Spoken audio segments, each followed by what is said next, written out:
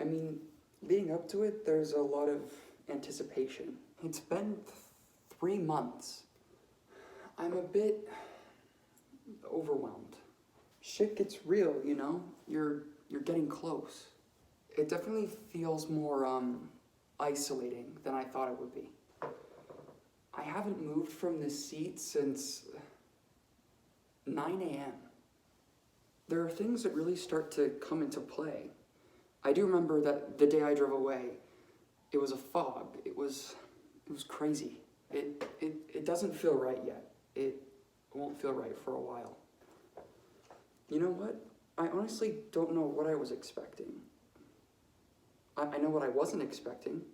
Considering the fact that he's talked to me twice since I've been gone, it definitely is weird because I know I don't really know what's going on in his life.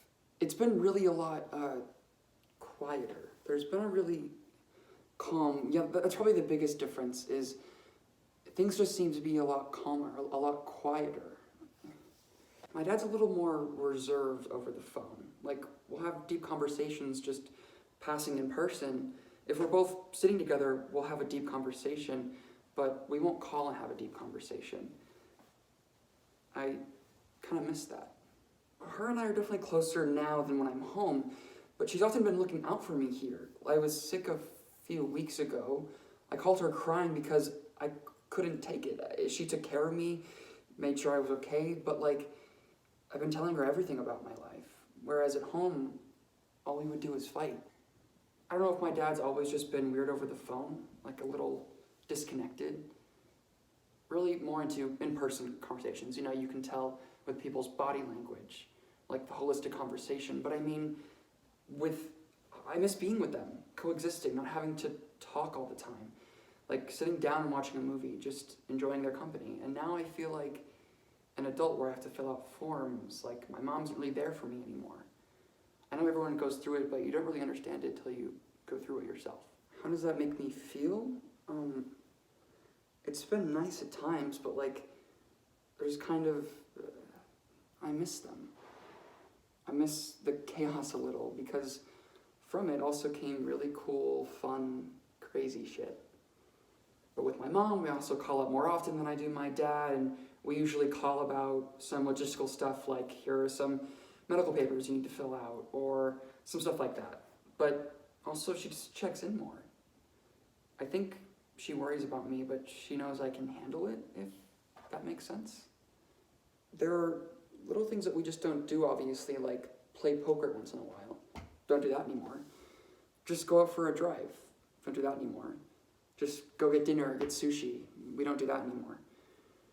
So that's those moments, they're very different. It's kind of a bummer. But at the same time, then the other side kicks in and this is what you want. I definitely think I made my parents more aware of like what I did around the house, which is kind of nice. I think it was like he kind of wanted me to go, but he also didn't want me to go. Like he wanted me to go and live up to my true potential and be my best self. I can be and make him proud, but at the same time, he's like, I've had you here for 18 years. I don't want you to leave. So I think there's like some kind of an internal conflict. I don't know. I think he's proud of me. I hope so. I miss good food. I want to cry. I spent a whole week here eating hummus. Hummus and carrots, and that's it. Like the whole car ride, he was just like, I'm so proud of you. You've just become this beautiful woman, so talented and smart, and I could tell it was hurting him. I can't talk about it or I'll get emotional. But like even in movies, this father-daughter dynamic, it always makes me cry because it means a lot to me. And I hope that he's okay. I worry about him.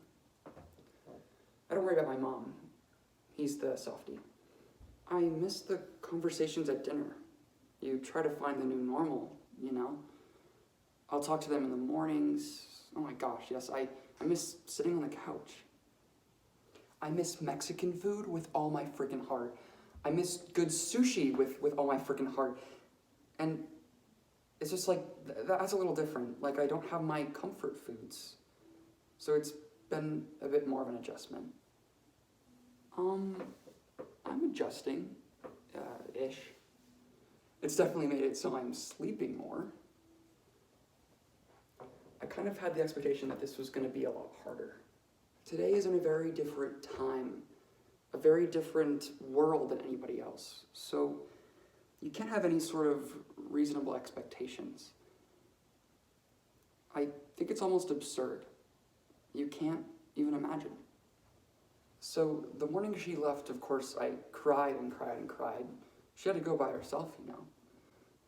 I'm worried about her mentally because she went to suddenly being all by herself in a dorm.